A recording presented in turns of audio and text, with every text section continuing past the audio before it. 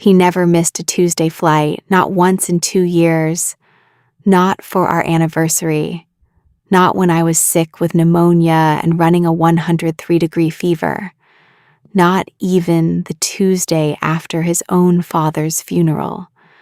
I remember lying in bed that night, watching the ceiling fan turn slow circles in the dark, thinking, what kind of man leaves the week his father is buried? He kissed my forehead. He said the client wouldn't understand. He said he'd be back Thursday. He always came back Thursday. I believed him for longer than I should have. My name is Claire. I'm 37 years old. I was married to Daniel for 9 years. We met at a mutual friend's dinner party in Atlanta when I was 26, and he was 31. He was charming in that quiet, self-assured way that makes you feel chosen. He remembered how I took my coffee. He called when he said he would. He was, by every measure I knew at the time, a good man. We got married in October of 2015. Small ceremony, 40 people. I wore my grandmother's earrings. He cried at the altar, and I thought, this is it. This is the one thing in my life I got exactly right. The travel started about 18 months into the marriage. He worked in pharmaceutical sales, regional director by then, and the job required client visits across the Southeast. At first, it was once a month, then twice. By 2019, it was every week, and almost always on a Tuesday, back by Thursday night. I never questioned the pattern. I trusted the pattern. I built my whole week around it. Tuesdays, I stayed late at work. Tuesdays, I called my mother. Tuesdays, I made the dinners he didn't like. The ones with too much garlic or too much spice. I had a whole quiet little life I lived on Tuesdays. Looking back now, I think that's what made it so easy for him. The first thing that caught my attention wasn't dramatic. It wasn't a lipstick stain or a strange perfume. It was a Tuesday in March of last year when Daniel called me from what he said was a hotel bar in Nashville. I could hear the background noise, glasses, low music, other voices. It sounded exactly like a hotel bar. But that same night, I got a notification on my phone. We shared a family Amazon account, and he'd ordered something, a candle, some kind of home decor item, with a shipping address I didn't recognize. 4817 Weston Park Drive. Not a hotel, not an office, a residential address. I stared at that address for a long time. I told myself there was an explanation. A gift for a client, maybe. A colleague's birthday. Something. I almost convinced myself. Almost. I started paying attention differently after that. Not frantically, carefully. I'm an accountant. I work with numbers for a living. I know how to look for patterns without tipping off that I'm looking.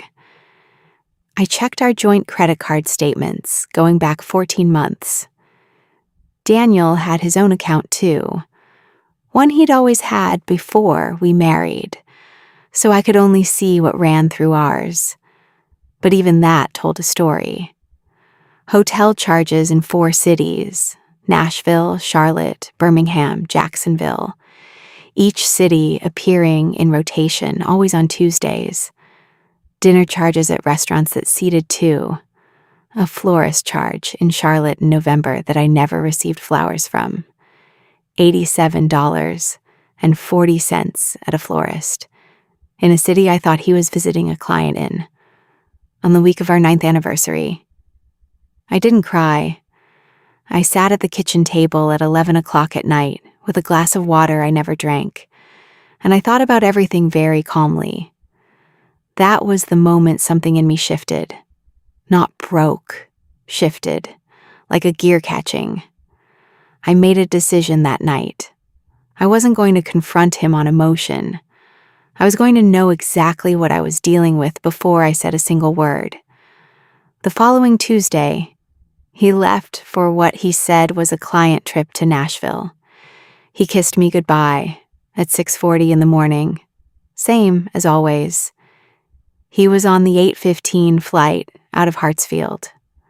I was on the 9 o'clock. I want to be clear, I've never done anything like that before in my life. I'm not someone who follows people. I'm someone who files things, cross-references things, trusts that the numbers will tell the truth if you wait long enough.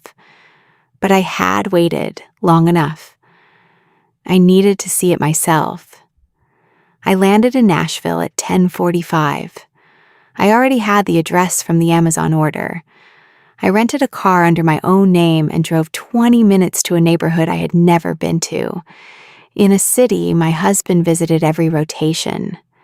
And I parked across the street from a pale yellow house with a front porch and a hanging plant by the door. I sat there for 2 hours. At 12:30, Daniel's rental car pulled into the driveway.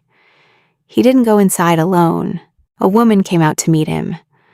Early 30s, dark hair, wearing a green cardigan. She walked out onto the porch the second his car turned in, like she'd been watching for him. Like she knew exactly when he was coming. He got out.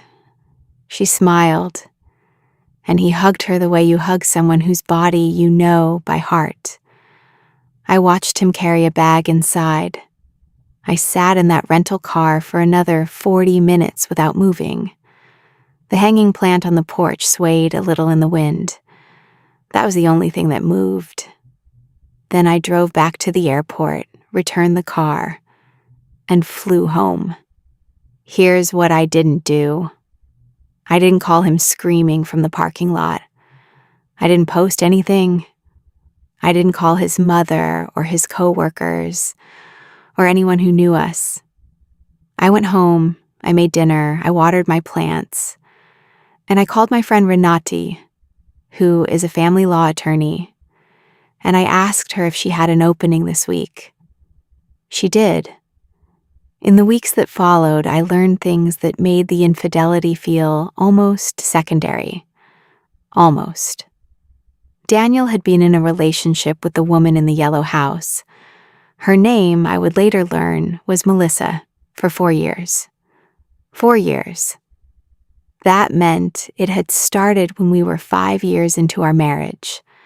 That meant every vacation we took after that, every Christmas, every night, I reached for him in the dark, thinking I was holding my husband. He was already living a double life. But the finances were the part that made my hands go cold. Renata helped me pull everything. Daniel had opened a second savings account in 2020 and had been quietly transferring money into it.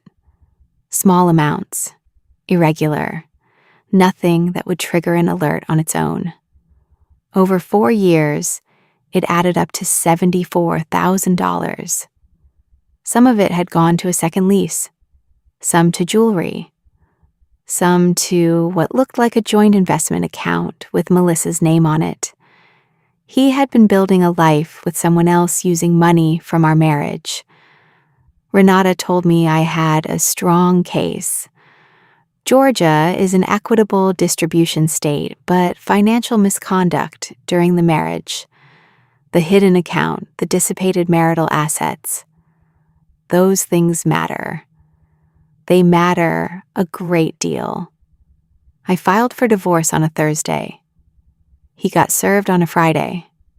I was not home when it happened because I had moved into Renata's guest room 2 days prior. After quietly removing every document I needed from our house, he called me 11 times that Friday. I answered on the 12th. He said, "Claire, I can explain." I said, "I know about Nashville. I know about the account. I know about Melissa. I have been to Weston Park Drive." There was a very long silence. Then he said, "How long have you known?" I said, "Long enough." I hung up. The divorce proceedings took 8 months.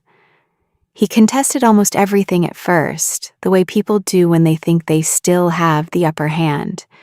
His attorney argued the transfers were personal savings, not marital dissipation. Renata's response included bank records, transfer timestamps, and receipts from a jewelry store in Charlotte that I had never stepped foot in.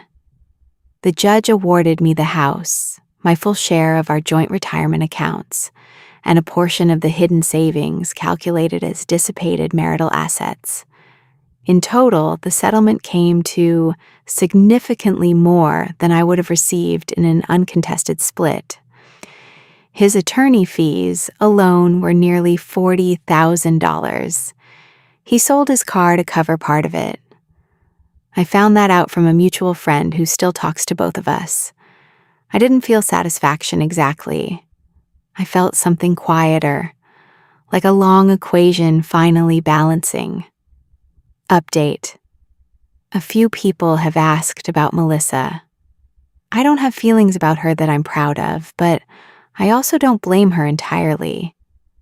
I don't know what he told her about his life. What I know is that 6 months after the divorce was finalized, he was not living in the yellow house anymore. She had apparently found out through some mutual connection that she had not been the only one either. I think about that sometimes. I don't miss him. I miss the version of him I thought I married. The man who remembered how I took my coffee and cried at the altar and made me feel, for a few years, like I had gotten something exactly right. That man was either a performance or a person who chose, slowly and deliberately, to become someone else. Either way, he was gone long before I followed him to Nashville. I used to dread Tuesdays. Now I just make the dinners I like, the ones with too much garlic and too much spice, and I eat them alone at the kitchen table in a house that is entirely mine, and that is more than enough